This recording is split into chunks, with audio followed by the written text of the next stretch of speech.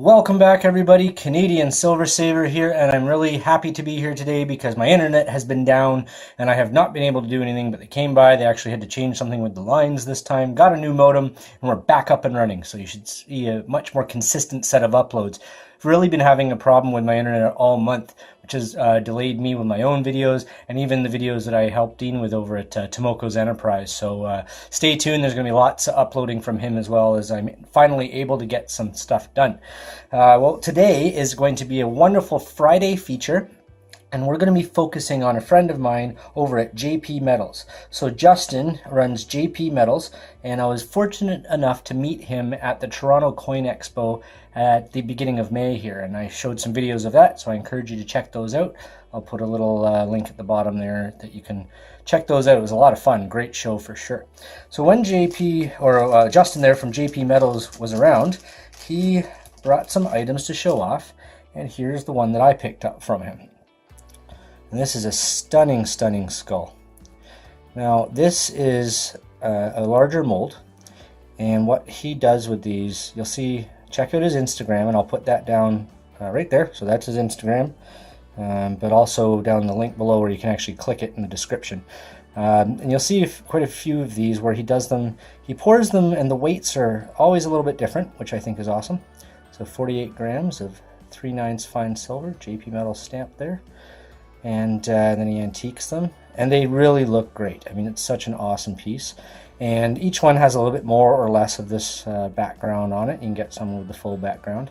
And I just think it's neat and different, and really makes each one unique when you buy it. This kind of looks like it should be like a door or something, you know, some mythological or ancient tomb or something where you say the right code and then you get, there you are, and then open up, and then inside, and then you get inside, it closes and shuts behind you, traps you.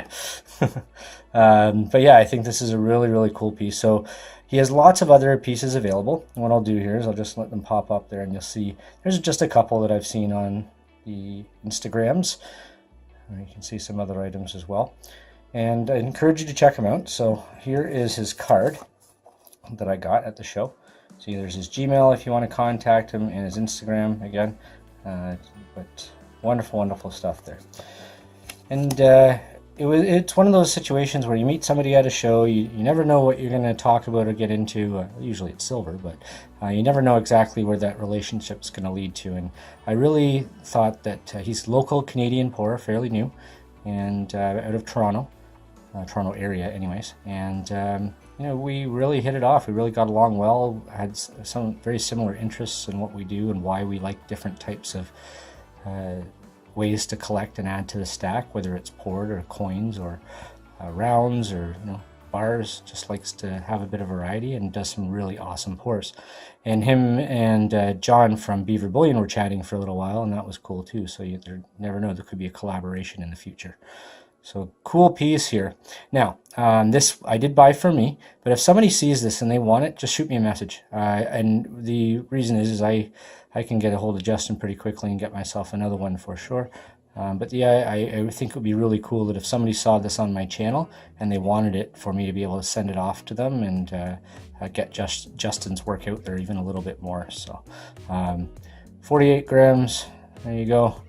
It'll be a few dollars over spot, probably, let's say $2.50 over spot on that for 48 grams, Canadian.